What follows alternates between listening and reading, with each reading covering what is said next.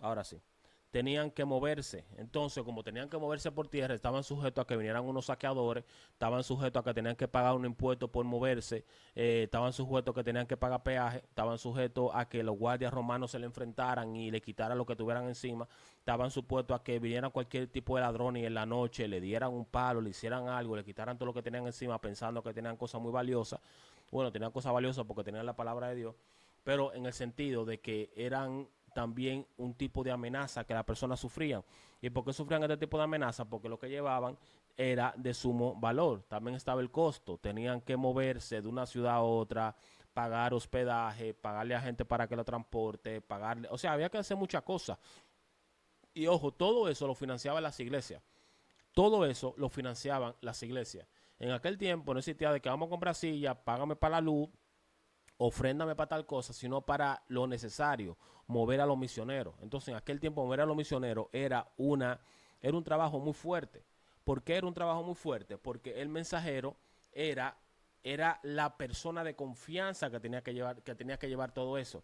Era la persona de confianza. Enviaba una carta, no era como que tú enviabas a cualquiera. Tú tenías que enviar a una persona, financiar el viaje de esa persona como si fuera una expedición cualquiera. Bien, por eso no se enviaba ni con cualquiera, ni se enviaba bajo cualquier circunstancia. O sea, había que planificar bien el envío de una epístola para que la epístola llegara al emisario o llegaba a la iglesia que tenía que llegar, que luego más adelante vamos a entender cómo se leían esa carta, porque no todo el mundo tampoco leía la epístola, era una persona que se ocupaba de eso, pero vamos a decir eso más adelante. Entonces, ese es el corazón del asunto de todo esto. Bien, de que el emisario no era simplemente la persona que llevaba esa carta. ¿Por qué? Porque lo que llevaba, el que llevaba el epístola a otra iglesia, a otra ciudad, estaba llevando el corazón, el pensamiento, la doctrina que la otra persona estaba enseñando. Sea de Pablo, sea de Juan, sea de Judas, sea de Pedro, sea de Santiago, de cualquiera de ellos. El papiro contenía la palabra que ellos habían escrito, tenía la firma de cada uno de ellos. Así que imagínense en aquel tiempo que llegara una persona que tenía que entregar lo que Pablo había dicho en Colosenses, vamos a lo de Colosa, por ejemplo, a lo de Éfeso, tenían que llegar, pero luego la congregación se dirigía a la persona que llevaba eso. Porque, ojo, ellos están llevando una carta, imagínate esto, yo llevo una carta tuya, tú estás diciendo un pensamiento y tú me dices, mira, llévala a Berlín, yo que vivo aquí en otra ciudad, en Alemania. Yo tengo que llevar esto, tú tienes que llevar esto a Berlín y yo tengo que llevarlo, pero luego la persona que recibe la carta comienzan a hacerse preguntas. ¿Cómo estaba, en este caso, Pablo manda una carta con Tíquico? Tíquico era un fiel amigo y compañero de evangelización de Pablo. Tíquico, vamos a verlo ahora en Colosense, era un hombre que transportaba y trabajaba para Pablo llevando cartas a diferentes lugares, llevando epístolas a diferentes lugares. Imagínense que Tíquico tenía que llegar y cuando Tíquico llegaba a esos lugares, las personas le hacían preguntas, ¿cómo estaba Pablo a la hora que Pablo escribió eso? Pablo tiene suficiente comida, Pablo está muy flaco, Pablo está enfermo, ¿cómo tú le sentiste la voz? Pablo está triste. Entonces Tíquico tenía que ocuparse, esa persona que llevaba la epístola, tenía que ocuparse de qué? De llevar ese mensaje de manera clara. Tenía que ocuparse de llevar eso. Cuando Pablo escribió eso, ¿cómo se sentía Pablo? ¿Qué estaba pasando con Pablo? ¿Qué estaba pasando con las personas que estaban con Pablo? ¿Cómo era el tono de Pablo? Entonces, la persona que llevaba la epístola tenía que ocuparse de explicarle a los otros, a los oyentes, a lo de esa iglesia, a lo de Colosas, cómo era lo que Pablo estaba diciendo. Miren qué importancia es eso. ¿Cómo era? Pablo está suplicando, Pablo está ordenando, Pablo está llorando, Pablo está diciendo que tenemos que hacer todo doctrinalmente. ¿Cómo era? Entonces, la persona que llevaba una epístola no era un cualquiera, porque esa persona tenía que transmitir el sentimiento puro del autor de esa epístola. O sea, la enseñanza que estaba diciendo ese apóstol, lo que pensaba ese apóstol. ¿Entiendes? ¿Cómo nosotros podemos entender eso? O sea, eran personas que tenían que hacerse preguntas. No era que recibimos una carta, ok, y no mandaban saludos, no preguntaban nada, sino que hacían preguntas válidas. Entonces, el mensajero tenía que transmitir el contexto del que había escrito la epístola, la emoción del que había escrito la epístola, la intención pastoral del que había escrito la epístola, que no siempre cabían en el papiro. O sea, el papiro era muy largo, entonces no todo lo que decían ahí, o sea, yo te lo digo, pero luego yo trato de explicarte con mi palabra cómo era su rostro, cómo era su forma, qué estaba pensando él a la hora que él escribió esto y me dijo, vete, llévala a la iglesia de Colosa. ¿Entienden? Entonces, la persona que llevaba la epístola también tenía que consolar a los que estaban recibiendo la epístola. Porque si tú me decías a mí, Pablo estaba llorando cuando Pablo me entregó y me dijo que trajera esa epístola. Ahora yo voy a tener que contestar. ¿Me entiendes? Tú me vas a preguntar, pero ¿por qué estaba llorando? ¿Qué estaba pasando? ¿Qué era lo que lo estaba haciendo sentir triste? Entonces, esa es la importancia de la persona que transmite, no solamente la que transmite, sino la que lleva la epístola, porque era una extensión del apóstol que había escrito la epístola. ¿Entiendes? Esa persona tenía que corregir un malentendido. Ah, pero yo no entiendo esto aquí que dice Pablo, tenía que explicárselo. Tenía que decirle, no, no es así como tú lo estás interpretando. Eso no se dice así. Tenía que compartir las noticias personales. O sea, transmitir una epístola en aquel momento, señores, no era algo fácil. No es como ahora, nosotros tenemos 1000 Biblias en 1000 formas de hacer un exégesis, de hacer un estudio profundo, de hacer esto que yo estoy haciendo ahora. Tenemos 1000 formas, pero en aquel tiempo no. ¿Entienden? Entonces, ¿quién era este hombre llamado Tíquico? ¿Quién era Tíquico? Pablo no escatima elogio cuando habla de su mensajero. Cuando Pablo hablaba de las personas que lo seguían, Pablo lo elevaba como tenía que ser elevado, porque él sabía la credibilidad de la persona. Él sabía la credibilidad del mensajero y sabía lo que él había escrito ahí. Entonces, el que llevaba esa carta era una persona sumamente cercana a Pablo. Entonces, vamos a analizar el currículum de este Tíquico, como lo tengo aquí en pantalla, para que ustedes vean, de acuerdo a lo que dice la palabra, lo que dice la Biblia. Yo solamente te voy a poner un versículo que dice la Biblia de este hombre que transportaba la carta que Pablo le enviaba a la iglesia. Entonces, ¿cómo era? Miren el gráfico aquí. El versículo dice, en cuanto a todos mis asuntos, os informará Tíquico, nuestro amado hermano, fiel ministro y consiervo del Señor, porque precisamente para esto lo he enviado a vosotros, para que sepan de nuestra situación y para que consuele vuestros corazones. Miren qué importante esto. Y aquí hay muchas cosas que nosotros tenemos que tener en cuenta de lo que era Tíquico. Realmente Tíquico, ¿quién era? Mira, empieza con una palabra muy importante, la palabra amado hermano. Agapetos, de ágape. Esta era una forma de amor pactual, de amor incondicional. O sea, era un amado hermano que Pablo quería mucho. Pablo está diciendo, este hombre es familia. Este hombre que le está entregando esta carta a ustedes es una familia de parte mía. O sea, cuando él habla, hablo yo también. Y él lo amaba en el amor de Cristo. O sea, pertenece al círculo más cerrado y más íntimo de Pablo. Por eso Pablo, cuando escribe este versículo, inmediatamente, ¿qué es lo que hace? Establecer una conexión emocional, un amado hermano. Luego dice aquí, fiel, puse la foto aquí para que ustedes vean la palabra en griego que se utilizan aquí para que luego ustedes hagan sus investigaciones y vean. Luego utiliza la palabra fiel ministro, pistos diáconos. Pisto significa digno de confianza, o sea, una persona fiel, una persona leal. Y un diácono es la palabra que se utiliza para siervo o para pastor en algunas ocasiones también. Pablo está certificando el carácter de Tíquico. Pablo está diciendo, miren, tú puedes confiar en él totalmente porque eres siervo de Dios. No solamente en mí, es un siervo de Dios. En él se puede confiar. Esta carta que yo estoy enviando ha demostrado, con esto yo demuestro de que un siervo totalmente fiel a nosotros, a lo que nosotros profesamos, una persona que pertenece a nuestro círculo cercano, una persona que no busca su interés, sino que también sirve para el reino. Todo eso está queriendo decir Pablo con 3 palabras que habla de Tíquico, y luego dice aquí que consiervo del Señor, sundoulos, o sea, es un compañero esclavo. Es un compañero esclavo. Esas son una de las palabras que se utiliza para esto, coesclavo, o sea, esclavo con el esclavo, para que entiendan. Un servidor, ministro mismo del mismo amo. En este caso, Pablo, digamos que era el amo de Tíquico, era a quien Tíquico servía. Por eso Pablo dice que eres consiervo suyo, un sindoulos suyo. Y es una declaración de ¿qué? De humildad de parte de Pablo. Pablo no dice, ese es mi empleado. Pablo no dice, uno que está sujeto a mí. Pablo no dice, ese uno que me hace lo mandado, ese es mi subordinado. No, no, no. Pablo dice, él es un esclavo en Cristo al igual que yo. Al igual que yo. O sea, él se pone al mismo nivel.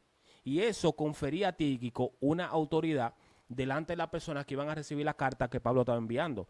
No como una jerarquía, sino como alguien que trabajaba a la par con Pablo. No basado en el en el sometimiento humano que podría tener un hombre a otro en aquel tiempo, sino en el sometimiento a Cristo que ambos tenían. Y por eso Pablo, cuando le manda el epístola a los colosenses, cuando ellos leen eso, ellos dicen, ah, no, pero el que está trayendo esto es un hombre de Dios. O sea, la cadena de confianza que hay aquí es grande. Entonces, la cadena de confianza era algo muy personal. Era una persona probada, era una persona que era hermano, era una persona que compartía el propósito junto con Pablo, era un consiervo de Dios. Entonces, esos mensajeros no solo iban del punto A al punto B, sino que tenían mucho itinerario complejo. Por ejemplo, este viaje que estamos viendo ahora, el de Tíquico, él llevaba una carta a los Efesios, pero después tenía que ponerle los Colosenses, como estamos viendo aquí. O sea, él de Éfeso tenía que viajar para Colosenses, para Colosa. Y además entonces iba acompañado de otro hombre que dice la palabra que se llama Onésimo, que era un esclavo del cual se habla en la carta de Filemón, en la epístola de Filemón. Entonces, él tenía que, Tíquico tenía que introducir a Onésimo en la iglesia de Colosa para que lo conocieran. O sea, miren qué visión tan diplomática y complicada tenía una persona que llevaba una epístola. Introducir un nuevo miembro, introducir un miembro de confianza, explicar el sentir, el sentimiento, la emoción, lo que estaba escribiendo la persona, lo que Pablo transmitió, cómo fue que Pablo transmitió eso, qué sentía, explicarle al oyente de eso lo que ellos estaban leyendo. O sea, eran hombres que tejían una red en la iglesia primitiva, tejían una red, porque mantenían una coherencia doctrinal entre las diferentes comunidades, compartían la noticia, compartían la doctrina, recaudaban ofrendas, dice la palabra de Dios, se aseguraban de que ninguna iglesia se sintiera inferior a otra, por ejemplo. O sea, era el sistema de circulación del cuerpo de Cristo más complejo que existía. Porque así era que se transmitían los mensajes. Ese era el cuerpo de circulación del cuerpo de Cristo. Entonces, cuando nosotros leemos esto, leemos nombres como Tíquico, leemos a Timoteo, leemos a Tito, leemos a Epafrodito, leemos a las mujeres también que ayudaban, como Junas. No debemos verlo como simples personas que están ahí a apuntar la carta. Eran personas consiervos y ayudadoras de Pablo. Y de nuevo ve a los hombres valientes, no solamente lo que transmitía lo de Pablo, sino lo que llevaba la epístola de Pedro, lo que llevaba la epístola de Judas, lo que llevaba la epístola de Santiago, lo que llevaba la epístola. O sea, tenían, amados, una conexión enorme. O sea, eran personas que estaban llenas totalmente del Espíritu, que arriesgaban su vida solamente para transportar una epístola del punto A al punto B. O sea, del punto A al punto B, ellos se arriesgaban. Ahora, las epístolas, ¿cómo se leían las epístolas en aquel tiempo?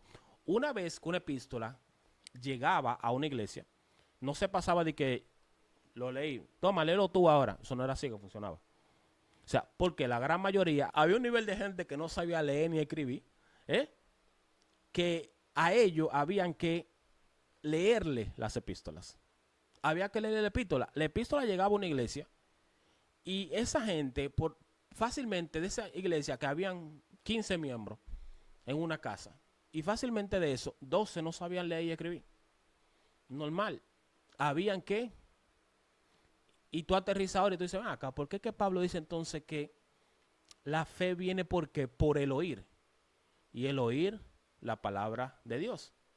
O sea, miren qué maravilloso esto.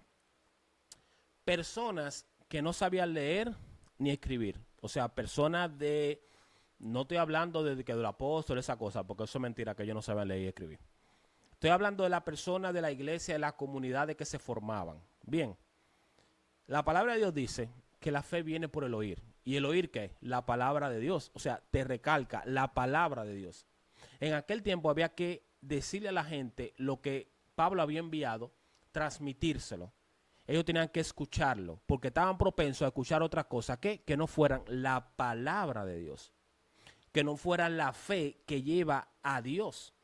Por eso, esto a ti te desmonta, o sea, esto aquí también te explica y te fortalece el punto de por qué el versículo en Romano dice, la fe viene por el oír y el oír la palabra de Dios. Es que había muchas personas que escuchaban diferentes cosas. Habían personas que escuchaban cosas que no eran la palabra de Dios.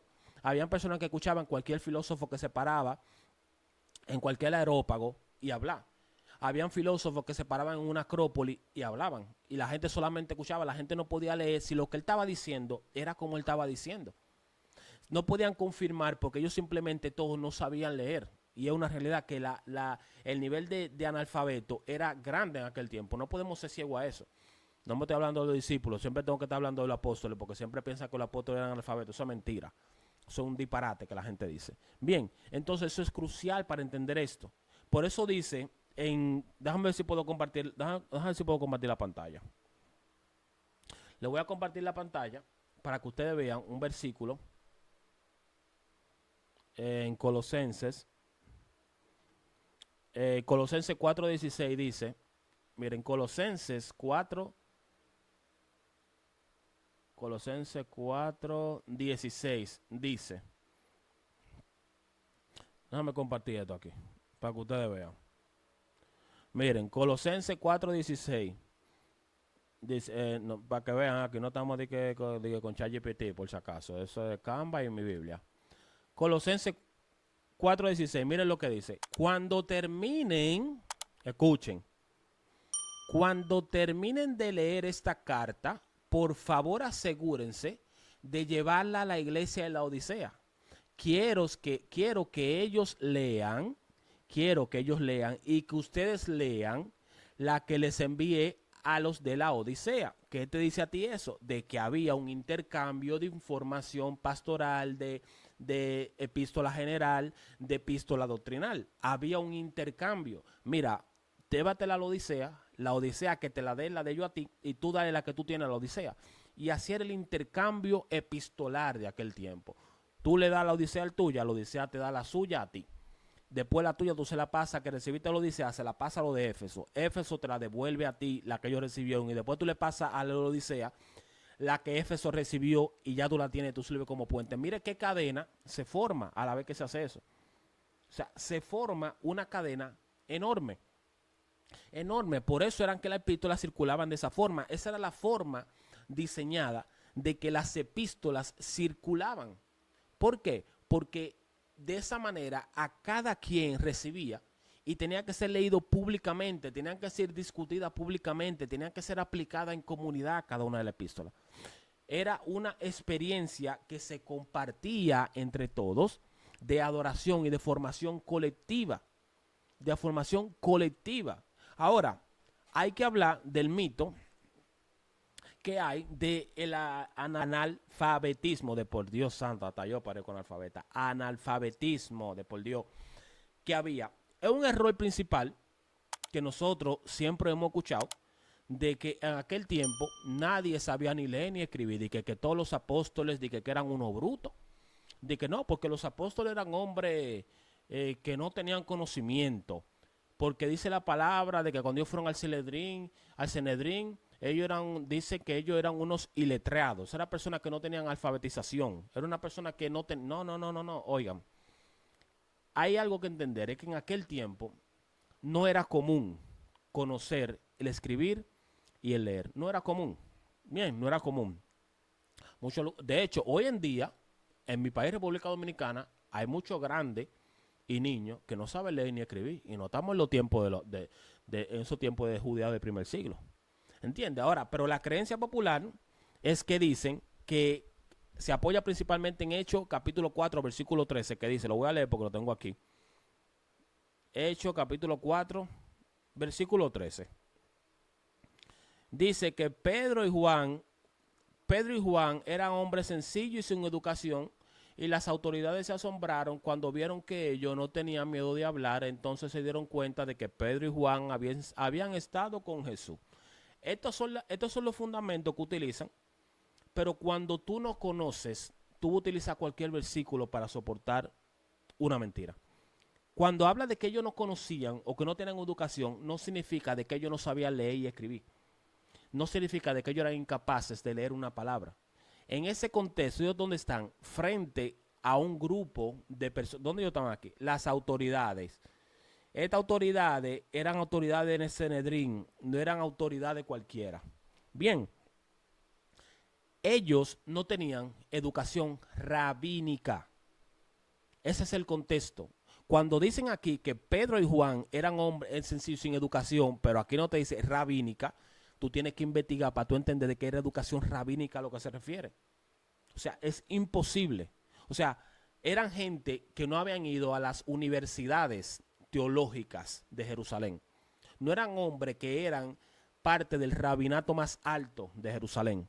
¿Me entienden? Eso es lo que se refiere cuando eran personas sin letra. Hay una versión que dice sin letra, que dice sin educación, pero no sin educación porque ellos no conocían nada, sino porque no tenían la educación rabínica. Rabínica. De hecho, la palabra que se utiliza aquí, déjame ver si la versión Reina Valera, que es la versión que utilizan comúnmente todo el mundo, da otra palabra, porque creo que la versión Reina Valera es la que habla, que dicen eran hombres del vulgo. Creo que, míralo aquí, mira. Entonces viendo el denuedo de Pedro y Juan y sabiendo que eran hombres sin letras y del vulgo, cuando la gente dice eso, no, pero eran gente que eran unos brutos que solamente por el poder del Espíritu de Dios ellos pudieron decir algo. No, no era por eso, cariño. De hecho, de la palabra vulgo viene la palabra idiota. Idiotes. La palabra vulgo en griego es la palabra idiotes, de donde viene la palabra que nosotros conocemos hoy como idiota. Entonces, en ese sentido, eran personas particulares. Eran una persona común y corriente, que no tenían la formación que tenían los del Sanedrín, que tenían los de la sinagoga, que no tenían la formación ni la autorización rabínica para ellos pararse y leer en la sinagoga a ellos los rollos de la Torah. Ellos no tenían un cargo público, ellos no tenían una formación especializada, ellos no tenían un doctorado, lo que nosotros conocemos hoy. En aquel tiempo ellos no tenían un doctorado, por eso ellos lo consideraban hombres sin letras y del vulgo. O sea, eran una gente común que no tenían preparación rabínica, no que ellos no sabían leer ni escribir.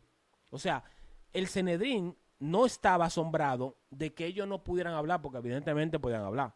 Ellos estaban en shock de que estos hombres de Galilea, pescadores por demás, estaban dando información rabínica sin ser rabínico.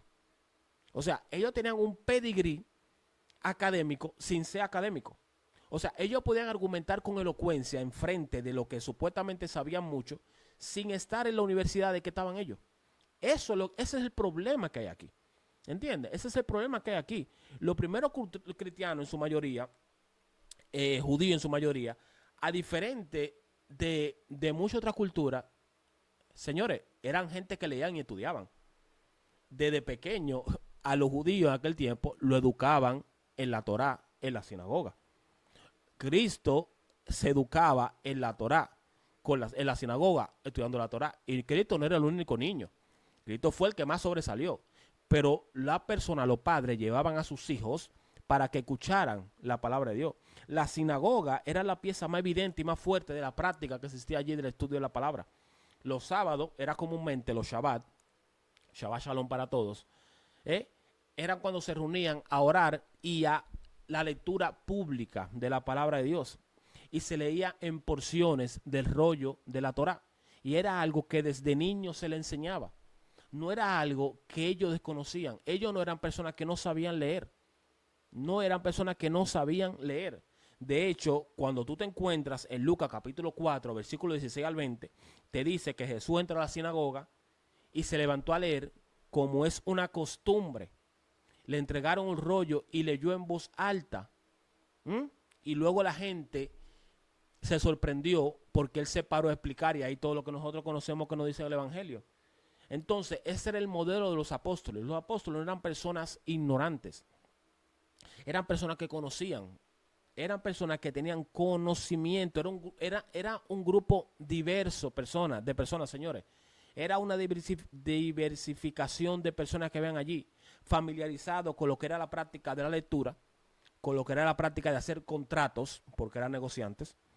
Tenían que saber hasta de matemática, porque hay que contar cuánto es esto, qué hacemos. No eran personas que no sabían. Tenían que medir, vamos a hacer casa, hacemos nuestra casa, trabajamos con el trigo, trabajamos con la arena, trabajamos con el pecado, trabajamos con el mal, estamos a tanta milla nórdica, estamos al este, estamos al oeste, tú tienes 20 kilos de pecado, no, tú agarras esa red yo sé que pesa no sé cuánto. No eran personas necias y sin conocimiento.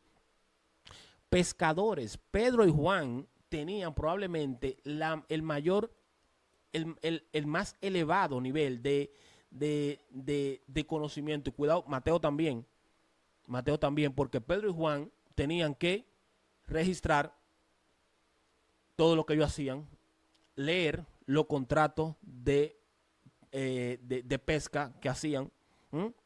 Contar los pecados que tenían. Ellos tenían que hacer cosas de gentes negociantes, ¿eh? Su conocimiento era profundo, a lo mejor no era profundo como un rabínico, porque, como un rabino, porque tenían que meterse a estudiar en una escuela rabínica a la cual ellos no pertenecían, pero no eran una persona que no sabían hacer nada, que es lo que sostienen mucho equivocadamente. Mateo era recaudador de impuestos, un hombre que para que Roma te elija, que tú seas recaudador del impuesto de ellos, es porque tú tienes que tener conocimiento. La profesión de Mateo exigía obligatoriamente leer, contar y escribir. Manejar números con fluidez, era el contable. Contable era Mateo, señores. Pablo era un erudito. Lucas era médico. ¿Quién fue que dijo que los apóstoles eran una gente sin conocimiento? Que no sabían hacer nada de eso. Eso es mentira, señores. Eso es mentira. Eso era lo que pasaba. Cuando una epístola se entregaba, la persona que le entregaba tenía un rol, que era el rol del lector. Entonces, ¿cómo funciona en una iglesia donde tal vez el 80 o el 90% de personas que escuchaban una epístola que Pablo mandaba, o que Juan, o que Santiago, o que Judas, o que Pedro mandaba? ¿Cómo funcionaba si esa gente no sabían leer? Eureka, había una persona que sabía. No era necesario que todos supieran leer. Era necesario que escucharan, y que escucharan bien. Solo necesitaba una gente que supiera transmitir el mensaje claro y preciso que la epístola había enviado.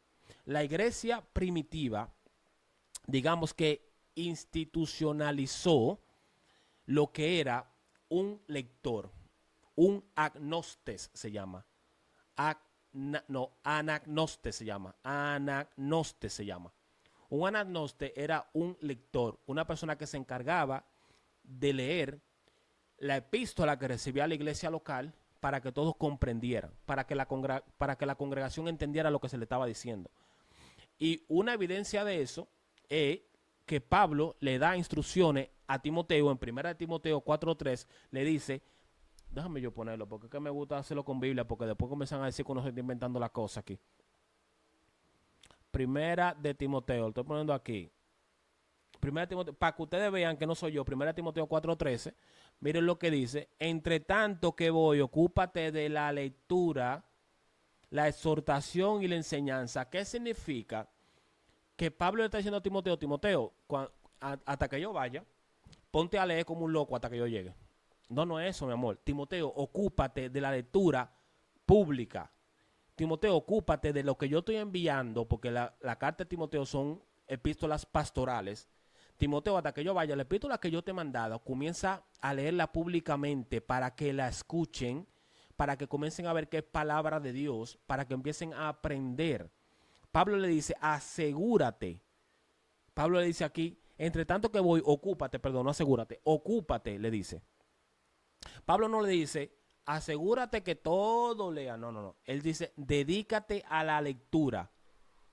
O sea, tú tienes que dedicarte a la lectura. Tú tienes que ocuparte de leer lo que yo estoy mandando para que otros lo comprendan. ¿Entienden? Para que otros lo comprendan. Entonces, había un trabajo fuerte. Justino Mártir, que fue del año 155 después de Cristo, él hace descripciones en muchos de sus tomos, de sus libros, donde él dice que la iglesia comenzaba a recibir las cartas y eran leídas públicamente. De hecho, él dice, y en aquel día llamado domingo, todos los que viven en las ciudades o en el campo se reúnen en un solo lugar y se lee la memoria de los apóstoles. Se leían las memorias de los apóstoles, así le decían a los evangelios. A los evangelios le decían la memoria de los apóstoles o los escritos de los profetas, refiriéndose al Antiguo Testamento que nosotros conocemos como Antiguo Testamento. Entonces, Justino Mártir, en sus declaraciones en Primera Apología, en su libro de Primera Apología se llama, Primera Apología Justino Mártir, usted va a encontrar un párrafo donde él hace referencia de que cada primer día de la semana se paraban públicamente a leer en la iglesia lo que Pablo había enviado, lo que Pedro, lo que Juan, todo el que había enviado una epístola para las iglesias. Era algo común, era una práctica común y es una prueba histórica de que eso pasó fue después de un siglo que Cristo se murió, eso no pasó de que 7,000 años después. que confirma de que había un lector que se ocupaba de leer los textos sagrados en voz alta. Había uno que se paraba, la gente se reunía y ese comenzaba a leer. Vamos a poner esto. Vamos a hacer este ejercicio. Ustedes son Timoteo y aquí dice 1 Timoteo 4. Imagínense, Timoteo se para y agarra a Timoteo. Pero el Espíritu dice claramente que los tiempos postreros muchos apostatarán de la fe. Imagínense la gente. ¿Cómo? ¿Quién? No, pero imposible nosotros. Y Timoteo sigue diciendo, escuchando espíritus engañadores, escuchando doctrina de demonios. Pero ¿cómo es posible? ¿Cómo doctrina de demonios? ¿Y cómo es que es posible que eso va a pasar? Imagínense ese escenario. Timoteo tenía una tarea de lector, como lo tenían los demás que trabajaban con Pablo, que ahora se lo voy a enseñar en Romanos, capítulo 16, hermoso, porque menciona a todo el que trabajaba con Pablo y que llevaba la carta de Pablo cuando Pablo se encontraba en aflicción. Entonces, imagínense en eso. Ese era el método. Ese era el método. Transmitir todo eso. O sea, que nosotros no podemos decir de que todo en aquel momento y todo el mundo en aquel momento eran los seguidores de Jesús, incluyendo los apóstoles, eran analfabetos. No podemos decirlo de ninguna manera. Porque los primeros seguidores de Jesús, incluyendo los apóstoles, no eran analfabetos. Eran personas que tenían conocimiento. Eran personas que leían.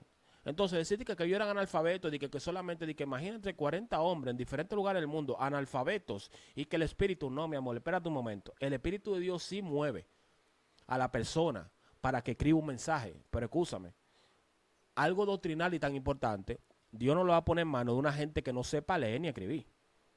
Excusa un momento, pero no.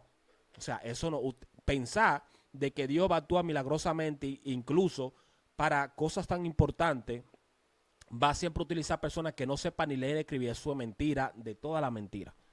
Así que ese argumento de los apóstoles analfabetos y de que todo el mundo no puede hacer nada, eso es mentira. Y eso confunde, porque hay mucha gente que cree que es un argumento fuerte para derribar la doctrina bíblica. Entonces, no eran analfabetos. Tenemos que sacarnos eso de la cabeza porque no eran analfabetos. Entonces, otra cosa más es cómo nosotros podemos pensar cómo estas epístolas, por ejemplo, cómo estas epístolas se iban de un lugar a otro. Déjame ver. Ok, estoy aquí.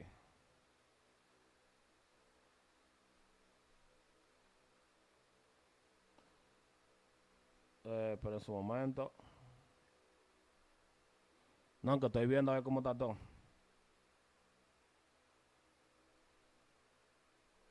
Ok. Gracias, Selena, que te encuentras por aquí. Amada, déjame saludar a la persona que se encuentra por aquí, mi hermana Selena, que siempre está por aquí apoyando. No veo a nadie más, déjame ver. Pero gracias, la que te encuentra por aquí. Gracias, Selena. Espero que esté comprendiendo bien y espero de que sea de ayuda. Entonces, había también que estas epístolas habían que copiarlas, porque eran cartas que impactaban. ¿Y cómo se aseguraban de que cuando se copiaba eso, se mantuviera el mensaje? Y aquí entra el lento pero costoso trabajo de la copia manual. Habían escribas de confianza, habían probablemente personas dentro de la misma comunidad que tenían muy buena capacidad de escritura, y lo que Pablo mandaba tenían que escribirlo para continuar repartiendo en diferentes lugares, para que más personas continuaran escuchando, para que más personas continuaran beneficiándose de lo que Pablo estaba diciendo.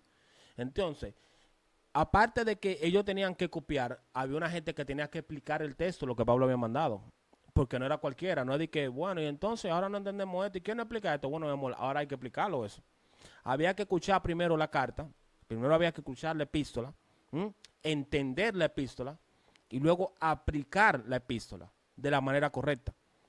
¿Y quién tenía la autoridad para aplicar una epístola? No cualquier persona podía ni leer un rollo ni sacar una opinión de una epístola paulina o de una epístola pastoral o de una epístola general. La iglesia primitiva valoraba enormemente la enseñanza y las ordenanzas que se le daban apostólicamente. Entonces, el rol de explicar las escrituras recaía sobre los líderes que habían en esas comunidades.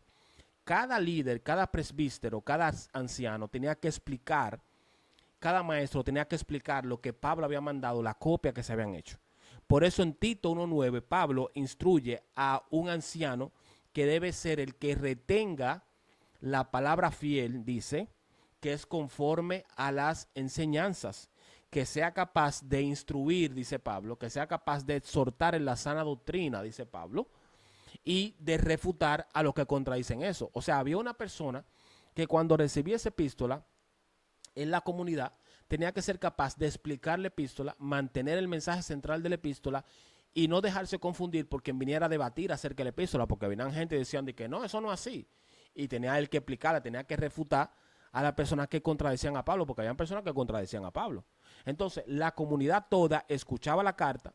Luego los ancianos que recibían cada una de las epístolas tenían la tradición y tenían el trabajo de explicar, de desempolvar todo eso, de desempacar todo el regalo y comenzar a repartir, conectar las enseñanzas que Pablo estaba diciendo en sus epístolas o Pedro había hecho en sus epístolas, o explicar por qué Santiago estaba diciendo que la lengua puede armar un fuego, comenzar a explicar cosas, porque eran escrituras hebreas, responder preguntas que lo más seguro los oyentes hacían, pero ¿qué significa esta palabra? Como ustedes hacen el día de hoy, ¿qué significa esa palabra? ¿Qué quiere decir esa palabra? ¿Y cómo se come eso? ¿Y cómo yo aplico eso? Es lo mismo. Era un modelo de aprendizaje respetuoso y ordenado.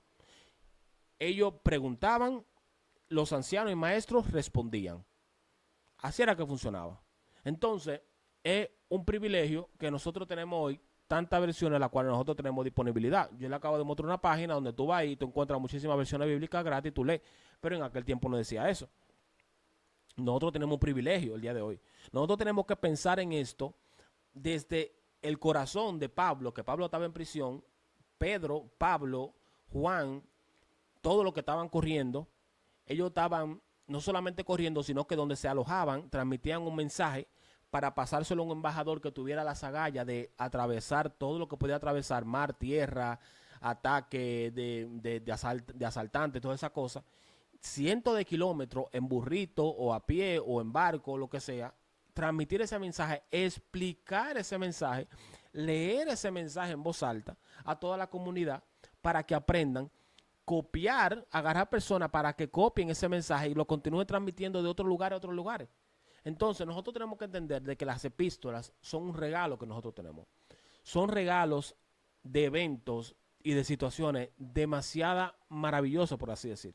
O sea, un milagro de la comunicación de la palabra de Dios. Por eso nosotros tenemos que aprovechar todo eso y preguntarnos nosotros qué vamos a hacer nosotros ahora con la información que recibimos. Todos nosotros tenemos ahora la Biblia. Todos nosotros tenemos la capacidad de leer, pero muchos tienen la incapacidad de interpretar, de saber entender lo que dicen cada una de ellas. Pero ahora lo tenemos en todos los idiomas. Y todos los idiomas que tenemos no cuesta absolutamente nada. Tú lo puedes tener el idioma que tú quieras. Tú tienes la palabra de Dios en todos los idiomas del mundo. Hoy nosotros no arriesgamos la vida para recibir una carta. Hoy nosotros no arriesgamos la vida por recibir una epístola, porque ya la tenemos ready ahí. Ya tenemos una aplicación en nuestro teléfono, en nuestra tablet, en nuestro celular, como la tengo yo aquí en mi computadora. Y tenemos la entrada fácil. Lo que para ellos antes era un tesoro que tenía que cruzar un imperio, tenía que tener peligro de muerte, para nosotros hoy en día es lo que vemos con frecuencia. Y nosotros muchas veces ignoramos eso. Así que nosotros tenemos que preocuparnos por ser menos ignorantes de lo que tiene que ser la palabra de Dios y tratar de valorar cosas como las epístolas. Y bueno, hasta aquí el video del día de hoy. Yo voy a dejar este video para los que me están viendo en Facebook ahora mismo. Este video va a quedar en YouTube, en nuestro canal de YouTube es Ministerio Renovados. Ahí usted va a encontrar este video completo para que usted lo vea, lo escuche todas las veces que usted lo quiere escuchar. Síganos, compártanos, dejen su comentario aquí debajo y nos vamos a ver en la próxima transmisión. Quiero agradecer a las personas que están viendo el video que se unieron por aquí. Nuestra hermana Selena, que siempre está por aquí colaborándome, gracias, hermana Cele.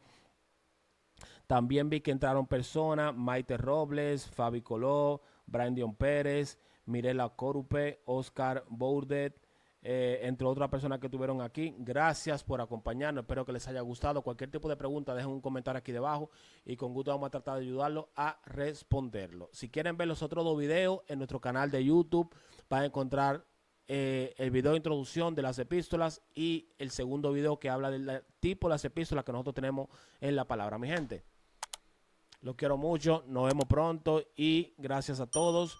Shalom, shalom. Hasta aquí la transmisión del día.